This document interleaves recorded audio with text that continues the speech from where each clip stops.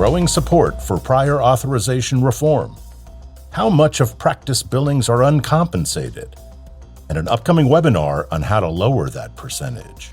These stories and more coming up next. This is Path News Network Daily Edition from the College of American Pathologists. I'm Nick Lonnie. It's Tuesday, May 19th. A bill in Congress that would simplify the prior authorization process for Medicare Advantage plans is nearing an important threshold. The Improving Seniors Timely Access to Care Act is just a few co-sponsors shy from two-thirds support in the House of Representatives.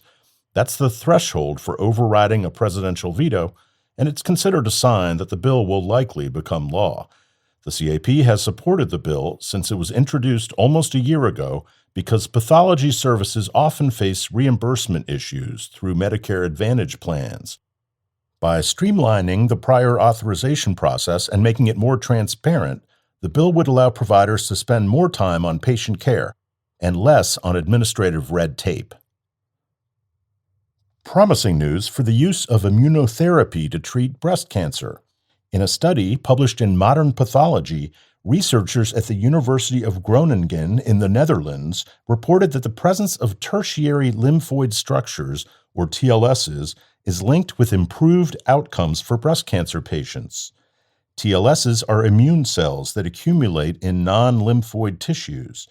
Mature TLSs were detected in 5.6% of breast cancer patients in a survey of several hundred patients, and those patients had higher recurrence-free survival rates, confirming previous research showing that TLSs help immune cells infiltrate tumors. Because immunotherapy has had limited success in breast cancer treatment to date, identifying which patients are more likely to respond favorably could help clinicians choose a treatment option more quickly and effectively.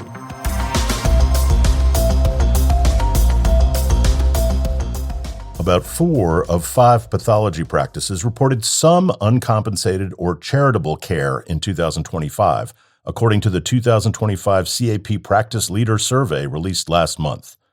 And more than 10% of practices reported not getting paid for 20% or more of their charges. While it's common for a practice to provide some pro bono services, a percentage of uncompensated work that high speaks to the ongoing reimbursement issues that pathology faces.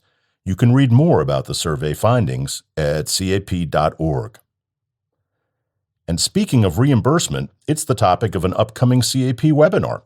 On June 16th at 1 p.m. Central, the CAP Practice Management Committee will host The Reimbursement Landscape in 2026 and Beyond, featuring 4 experts in pathology and laboratory reimbursement across hospital, independent, and reference laboratory settings. They'll discuss emerging payer trends, focusing on the most common pressure points affecting pathology practices, with a special emphasis on changing technologies. Here's one of the panelists, Dr. Rebecca Obeng, Assistant Professor at Case Western University and University Hospitals Cleveland Medical Center.